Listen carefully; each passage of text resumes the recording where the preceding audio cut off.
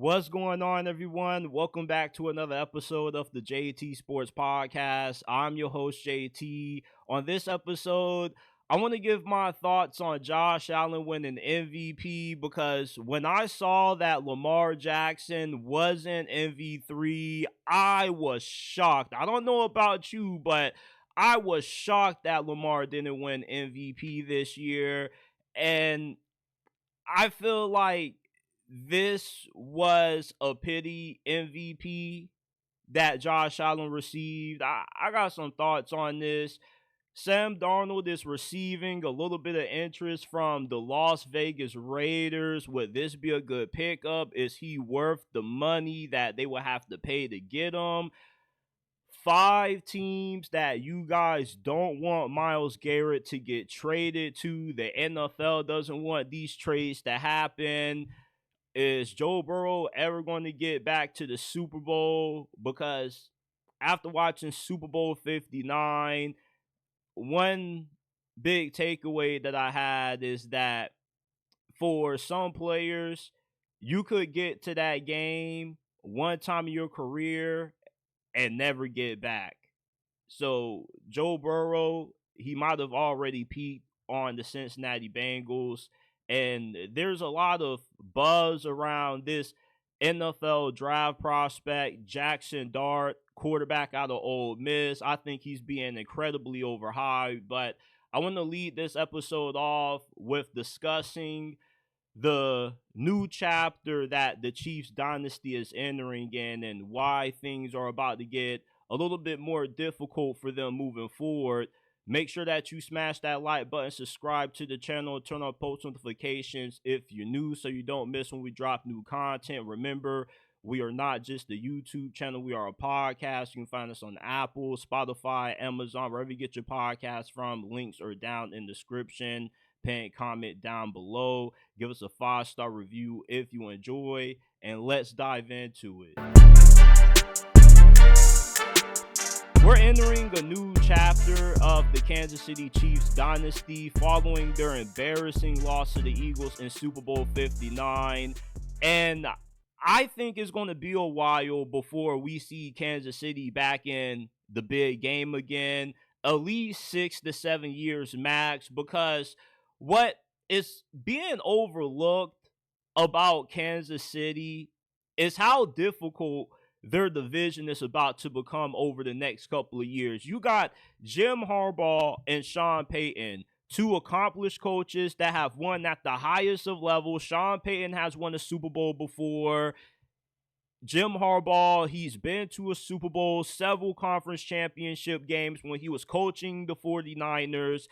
And both Sean Payton and Jim Harbaugh overachieved this past season relative to what the expectations were for both of their squads coming into 2024. They didn't really have that much talent. They had salary cap constraints, and yet they were able to overachieve. The Chargers have Justin Herbert, who, when he's playing at his best, he's a top 5 quarterback. And if they can add more pieces around him, they definitely are going to be able to compete for a Super Bowl. And the same thing can be said about the Denver Broncos with Bo Nix. It was a really big surprise that the Broncos were able to win double-digit games and make it to the playoffs with Bo Nix in his rookie season, because not too many people were that high on Bo Nix, but he went to the right situation with the right head coach who can get the most out of him. When they put more pieces around Bo Nix and he really starts to hit his stride, the Broncos are going to be able to compete with the Kansas City Chiefs just like the Los Angeles Chargers are. And unlike the Patriots dynasty, the AFC East was always bad under the Belichick-Brady regime. But the AFC West is a different animal compared to what the AFC East was during the peak of the Patriots dynasty with Brady Belichick. Now Kansas City doesn't have an easy path to getting the 1 seed every single year, to getting home field advantage in the playoffs, because when you're playing in a weak division and Patrick Mahomes has a 35-5 record all time against this division, you're always going to be able to be in position to get the number one seed unless you're just having an overall down year.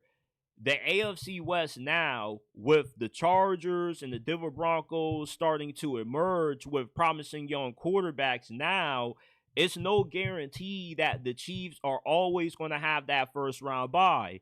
And if they do have to play a wild card weekend, who's to say that they don't see an opponent that they would have seen in the AFC Championship in a different year?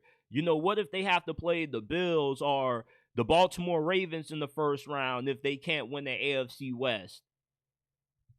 The Chiefs dynasty is now entering uncharted territory because this is the most vulnerable that this team has ever looked. They got out rostered in Super Bowl 59 by Philadelphia. They did not look like they belonged on the same field as what the Eagles did. And there's no guarantee that they're going to be able to improve this roster overnight to the level that the Eagles are. You know, the Baltimore Ravens have a better roster than Kansas City. Hell, the Buffalo Bills have a more talented team than the Kansas City Chiefs. But the Chiefs see the Bills and the Ravens so often that it's easier to game plan for them. But you don't play the Eagles that often. So when you saw them in the Super Bowl and they were playing on a different field, and you add Saquon Barkley and Vic Fangio, that ends up being two of the biggest additions that the Eagles made that completely swung the outcome of that game by several possessions. Imagine the Los Angeles Chargers next season with an improved receiving core. One of the reasons why Justin Herbert and that offense stunk it up in the wild card round against Houston was because the receivers were just terrible outside of Lat McConkey. When they add more talent at that position and they improve the defense as well, there's no telling how good the Chargers could be next year. They could be good enough to win the Super Bowl in year 2 under Jim Harbaugh, because Jim Harbaugh has won everywhere he's been, and he's done it fairly fast. Sean Payton and the Broncos, they may have a little bit of some ways to go, but who's to say Bo Nix doesn't play at an MVP level next year?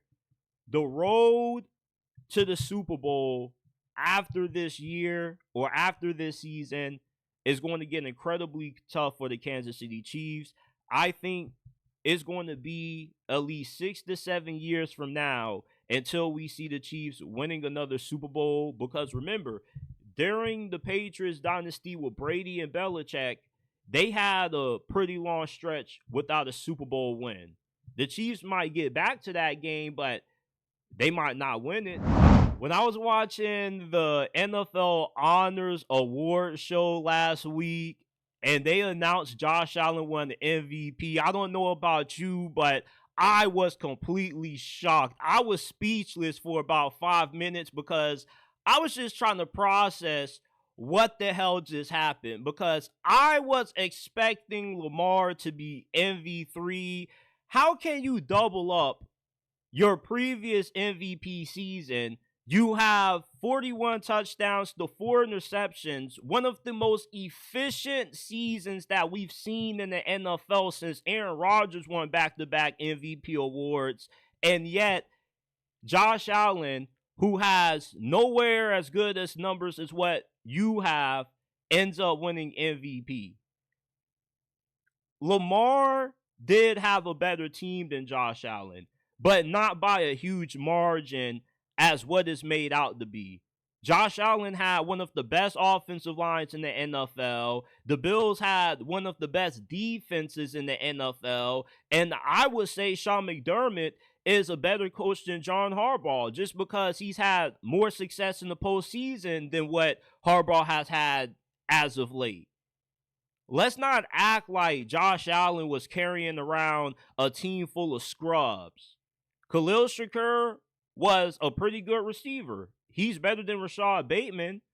Dalton Kincaid was a former first-round pick. James Cook, he's no Derrick Henry, but he definitely is one of the better running backs in the league. Definitely top 10 at his position. Let's stop making it seem like Josh Allen didn't have a pretty good team this year. They got Von Miller on that squad as well. They had some ball players on the Buffalo Bills this season. But with some of these arguments for Josh Allen winning MVP, you would have thought that he was playing on the worst roster in the NFL. You would have thought that he was carrying the Carolina Panthers. The Buffalo Bills were not that bad. They had a pretty good team. Same thing with the Baltimore Ravens. The NFL gave Josh Allen a pity MVP. They basically said, man, stop all that crying. Here you go, bro. Here's your MVP award. Here you go. You finally have it. You happy now? Watch next season they end up giving it to Lamar Jackson. Because Lamar Jackson has got to the point that he's leveled up his game so much to where you're not really that surprised. You expect Lamar Jackson to play like the best quarterback in the NFL. Just like in the NBA, you expect LeBron James to look like the best player in the league every single year. Every single year, you get MVP numbers out of Lamar Jackson when he's always healthy. So it's so hard to give out MVP to Lamar Jackson when he deserves it every single year because he just finds a new way to push the envelope. Lamar this year, though, deserved to win MVP more than he did last year. But last year, Josh Allen didn't deserve to win MVP with all of the turnovers that he had. The difference between Josh Allen this season versus Josh Allen last year is that he was way more efficient. He didn't have the high level of turnovers in 2024 that he did in 2023.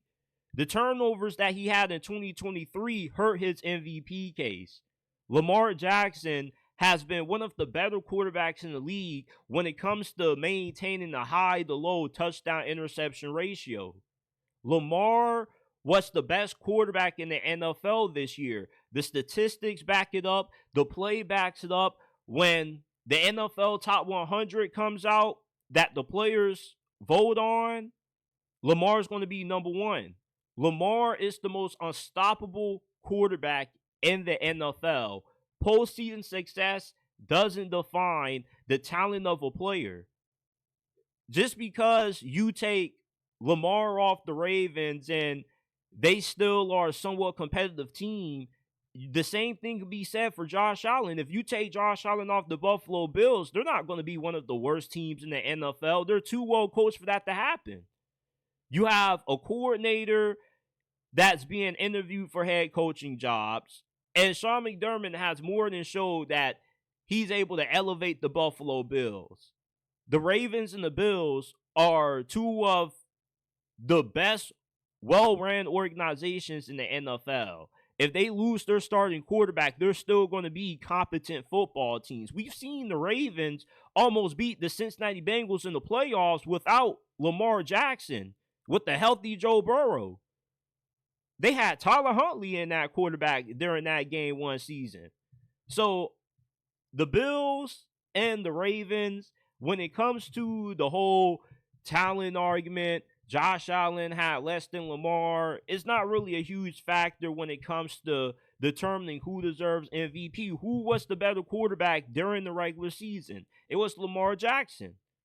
Lamar Jackson has already submitted himself as the greatest talent to ever play quarterback. There will never be another quarterback as talented as what Lamar Jackson is. He should have won MVP this year. 41-4. That to be your touchdown interception ratio, one of the highest passer ratings in NFL history. Lamar outplayed Josh Allen during the regular season. They outplayed him when they met up early during the year, and he outplayed them through the majority of the year. The playoffs doesn't matter because the MVP award is a regular season award. Lamar should have won MVP. I can't believe they gave Josh Allen this pity party MVP. The idea of the Raiders signing Sam Darnold in free agency sounds really appealing to me because signing Sam Darnold would instantly make the Raiders a competitive team in the AFC West, because Sam Darnold has shown that he can be an effective starter if you have a good supporting cast around him. The Raiders already have the best tight end in football in Brock Bowers. They have more than enough cap space to sign Sam Darnold and give him some playmakers at wide receiver, and they got draft capital as well to improve that position. They also can address the offensive line. Pete Carroll made it to the playoffs with Geno Smith at quarterback 1 year in Seattle. If he can win with Geno Smith and Russell Wilson, he can definitely win with Sam Darnold. Sam Darnold is a top 20 quarterback in the league, and he's the best quarterback that the Raiders can get that's going to be available in the open market. You don't win in today's NFL by being cheap at quarterback. Getting Justin Fields or Russell Wilson on a bargain deal is not going to help Pete Carroll turn around the Raiders overnight in a division where you have to go up against Bo Nix, Justin Herbert, and Patrick Mahomes twice during the season. The Raiders have to pay what's necessary to get Sam Darnold. Sam Darnold is not going to bottom out. At worst, you're going to get average quarterback play.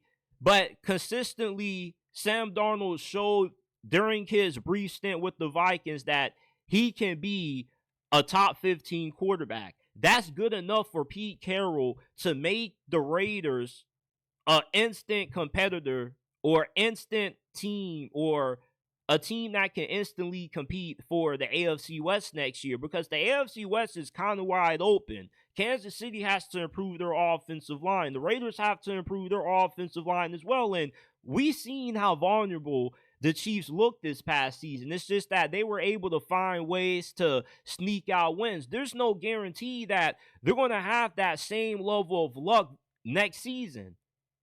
The way the Chiefs won during the 2024 NFL season is not a consistent way of being able to sustain success, because those same games that they won this past season, they easily could lose next season against an improved Broncos, Raiders, or Chargers team.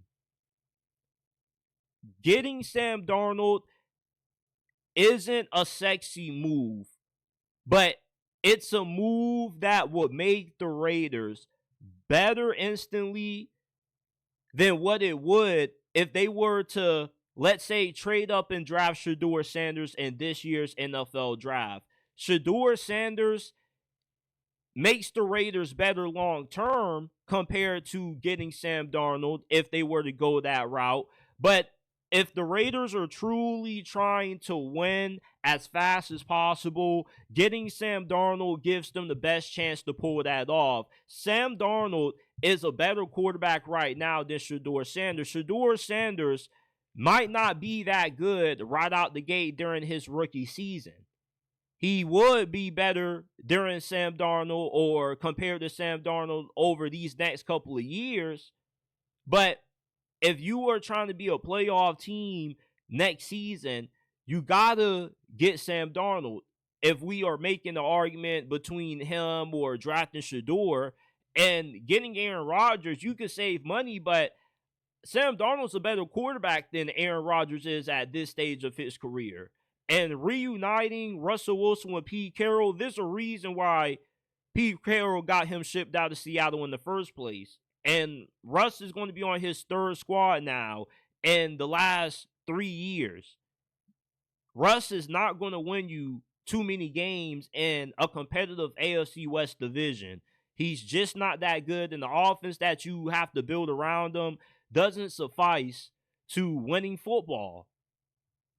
Signing Sam Darnold could instantly elevate the Las Vegas Raiders, and if they were to make that move, I think it would be a pretty good one. I'm going to go over 5 Myles Garrett trades that the NFL doesn't want to happen, because Myles Garrett getting traded to one of these 5 teams would make them severely overpowered and ruin the competitive balance of the NFL. The Kansas City Chiefs Obviously, none of us want him to go there. Kansas City already has Chris Jones. If you pair him alongside of Myles Garrett, you will have two of the best defensive players that the NFL has seen over the last decade on the defensive line. They would be unstoppable in terms of being able to block them one-on-one, because you'll have to double team both of them. It just will make the Chiefs a guaranteed lock to win the Super Bowl damn near every single year. With Myles Garrett and Chris Jones, yeah, that would be a nightmare for the entirety of the league. The Philadelphia Eagles, if Howie Roseman could find a way to engineer a trade for Myles Garrett, the Eagles could be the next dynasty in the NFL. We were talking about the Chiefs possibly three-peating.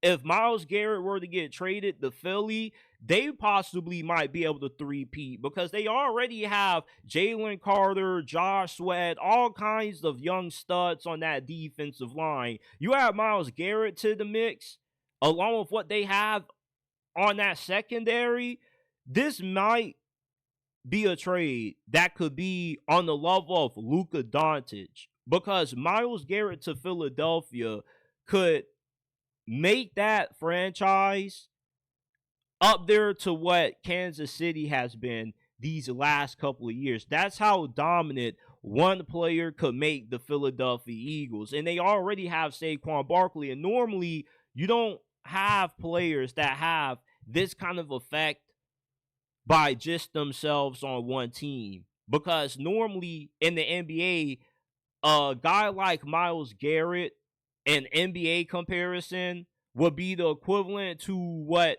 Kyrie Irving or Luka Doncic are in the NBA. They could instantly make you a championship team. So you put a guy like Myles Garrett on a team that just won the Super Bowl, that would make them a guaranteed Super Bowl lock for the next two straight seasons, in my opinion. So why would any of us want the Philadelphia Eagles to get their hands on Myles Garrett when they're already a loaded team? They will have Myles Garrett, A.J. Brown, Jalen, Saquon. Like, the names just go on and on. The Detroit Lions, they're going to have a healthy Aiden Hutchinson next year.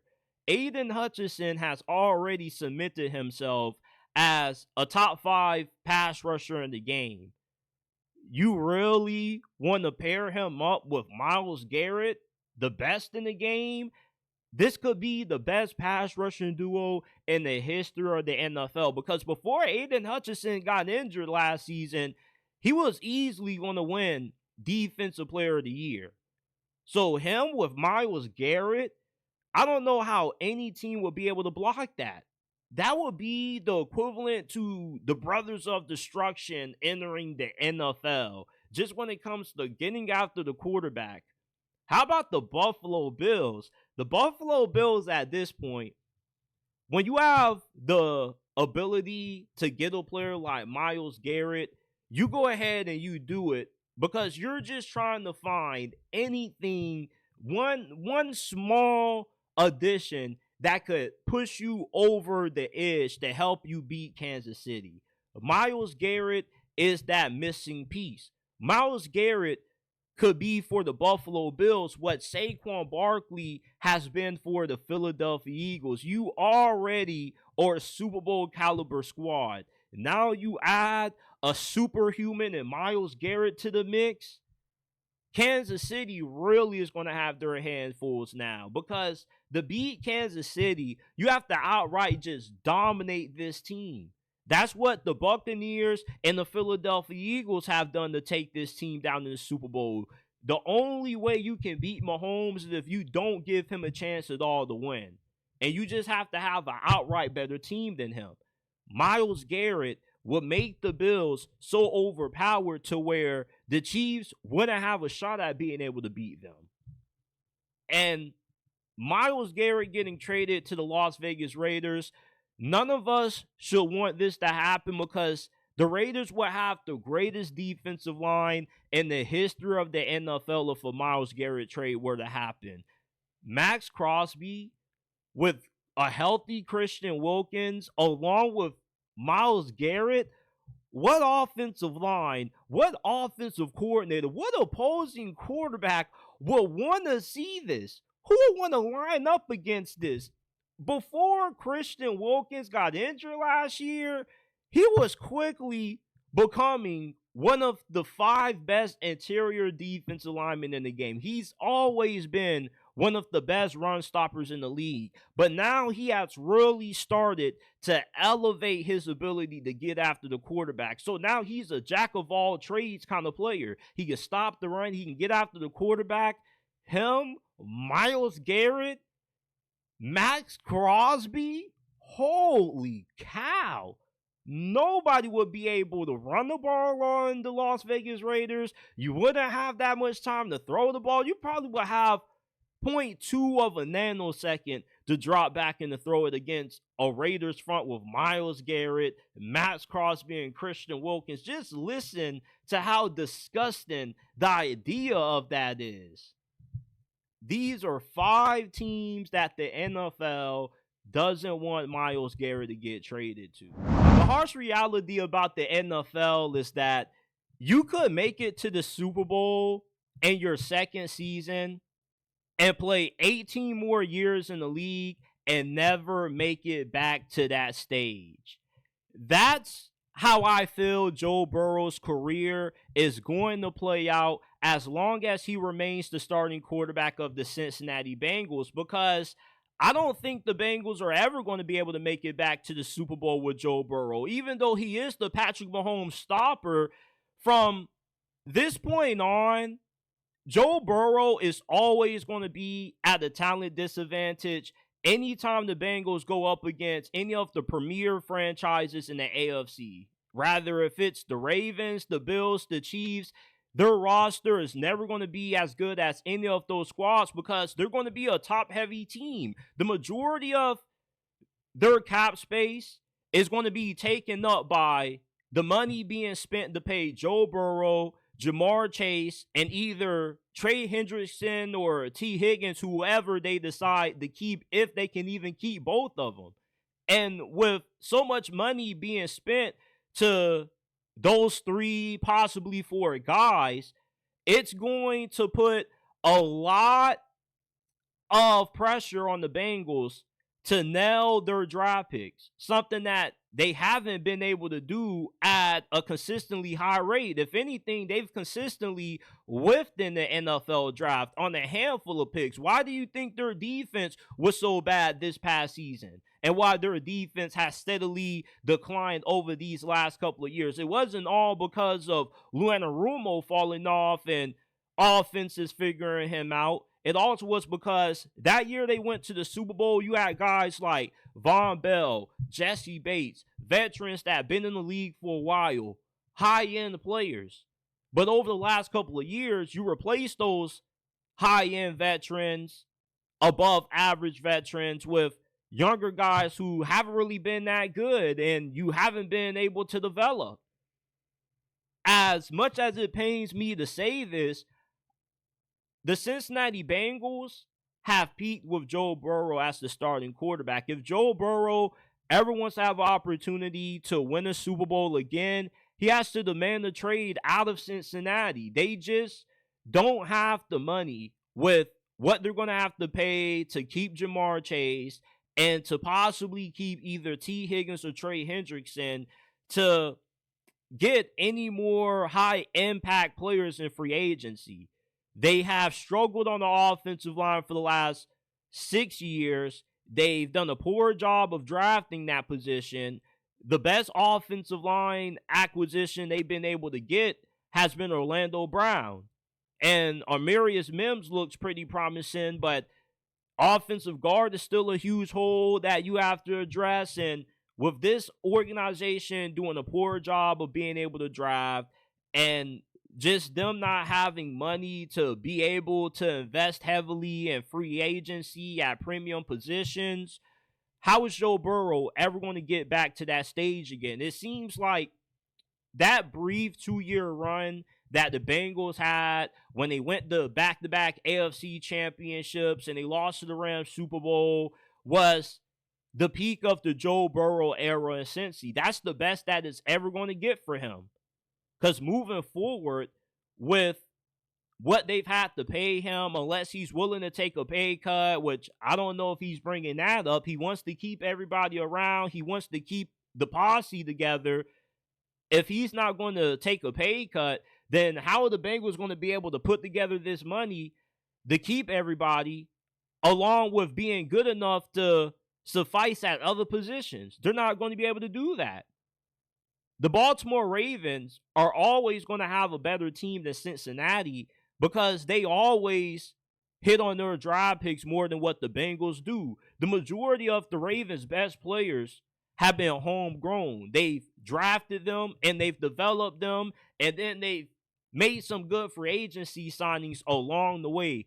Kyle Hamilton, Marcus Williams, they signed him in free agency. Marlon Humphrey.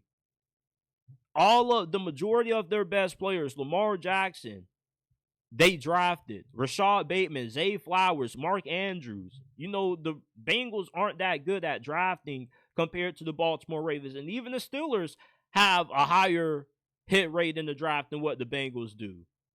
So with your roster just always being at a disadvantage when you go up against some of the best quarterbacks and the best teams when you see them in the playoffs, just put so much pressure on Joe Burrow where he always has to be perfect. Now, he definitely can play perfect in the postseason. I'm not putting anything past the Patrick Mahomes stopper, but with Zach Taylor as your head coach, I don't think that he gives you a good advantage when it comes to the coaching matchup when you go up against a Sean McDermott, Andy Reid, or John Harbaugh.